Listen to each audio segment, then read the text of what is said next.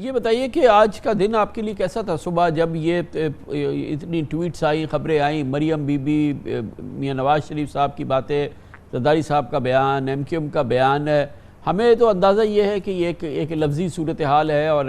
ہوتا ہے سیاسی حکومتوں میں، لیکن یہ آپ کے وزیر اعظم اور باقی فیصلہ سازی وہ تو اس سے کسی صورت سے متاثر نہیں ہوئی، کیونکہ وہ پھر ہمیں نظر آ جاتی ہے اگر کچھ اس میں تبدیلی آتی تو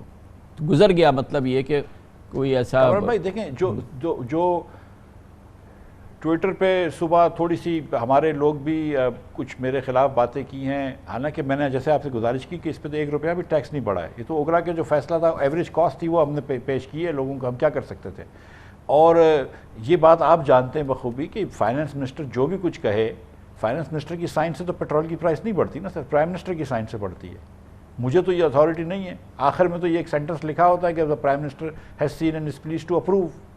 تو میں نے تو جو اوگرا کی سمری آئی تھی، جو پیٹرولیم نے مجھے بھیجی تھی، میں نے پرائم منسٹر کو بھیج دی، میں تو اس میں 1 روپیہ لیوی بھی نہیں لگائی، 1 روپیہ وہ بھی نہیں لگایا، لیکن میں بالکل سمجھتا ہوں کہ یہ فیصلہ صحیح تھا، یہ فیصلہ پاکستان کے حق میں تھا اور میں کھڑا ہوا ہوں اس کے لیے، اس کے پیچھے بالکل۔ لیکن سر فیصلہ پرائم منسٹر آف پاکستان کرتے ہیں، اور میں بہت شکر گزار ہوں ان بھائی بہنوں کا بھی جنہوں نے آج ساری دوپہر جو ہے انہوں نے کہا کہ مفتاح جو ہے وہ صحیح محنت کر رہا ہے، اور میں نے اللہ تعالیٰ کی بڑی کرم ہے ہم سب کے اوپر